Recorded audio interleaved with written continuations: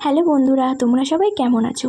এই গরমে যখন অতিষ্ঠ হয়ে যাচ্ছি, ফোনের অ্যালবাম ঘাঁটতে ঘাঁটতে এই ভিডিওগুলো চোখের সামনে আসলো।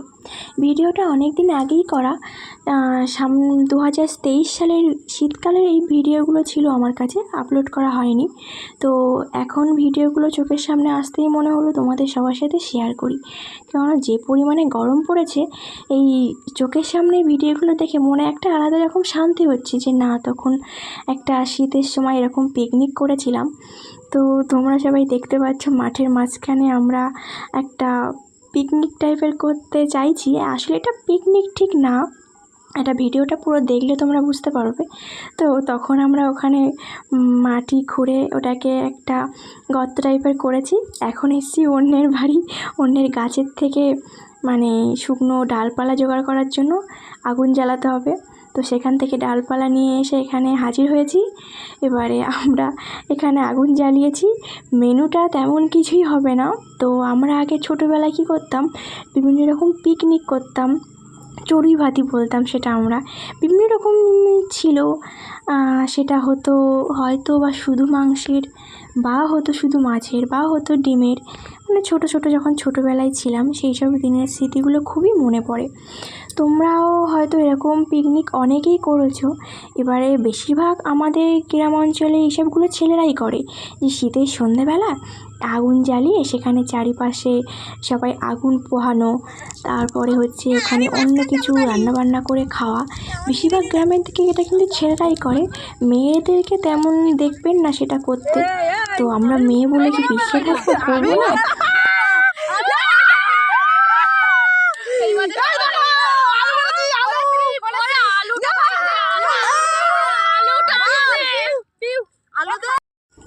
তোমরা এতক্ষণ হয়তো বুঝেই গেছো যে আমাদের মেনুটা কী হতে চলেছে। আসলে আমাদের মেনু তেমন কিছুই না, আমরা এখানে আগুনে আলু পোড়াবো আর সাথে বেগুন পোড়াবো।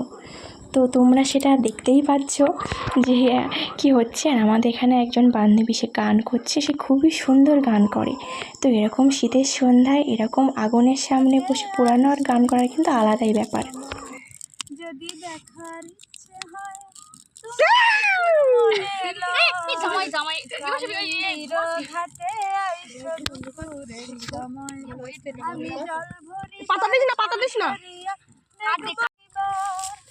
আমি জল ভরিবার ছল করিয়া দেখব নয়ন ভরিয়া, দেখো আসিয়া আমার বন্ধু চিকন কালিয়া, দেখো আসিয়া আমি কেমন আছি পরের ঘরে তোমার পাশরিয়া, কেমন আছি আমি, কেমন আছি বেগুন আজকে সেদ্ধ হবে তোমার পাশরিয়া, দেখো আসিয়া আমার বন্ধু চিকন কালিয়া, দেখো আসিয়া আমার বন্ধু চিকন কালিয়া, দেখো আসিয়া।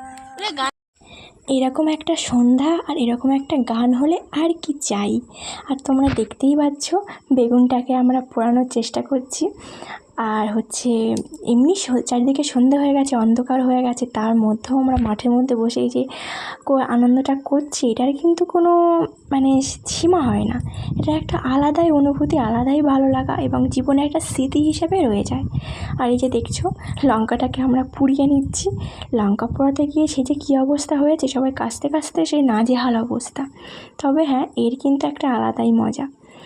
দেখো আলুগুলো কত সুন্দর সিদ্ধ হয়ে গেছে। এবার অনেকের এটা দেখে অনেকের ঘেন্না হতেই পারে, যেরকমভাবে পুড়িয়ে কালো হয়ে গেছে এরকমভাবে খাওয়া, এভাবে কেউ খায় কি না। কিন্তু অ্যাকচুয়ালি এগুলো যারা খেয়েছে তারাই বুঝবে যে এর টেস্টগুলো কেমন। যারা খায়নি তারা কিন্তু কখনোই বুঝবে না যে এর টেস্টটা কেমন। মানে দূর থেকে বলে না, দূর থেকে চোখে দেখে যতটা মনে হয় সেটাকে টেস্ট করে বা কাছ থেকে কিন্তু যতটা খারাপ না।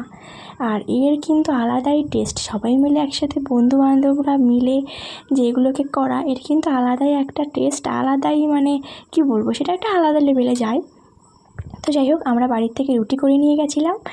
আর এই যে আমার এই ভিডিওটা তোমাদের কেমন লাগলো আর কে কে এমনভাবে খাওয়া দাওয়া করেছো আমাকে কমেন্টে জানিও। ভিডিওটা ভালো লাগলে একটা লাইক ও সাবস্ক্রাইব করে দিও।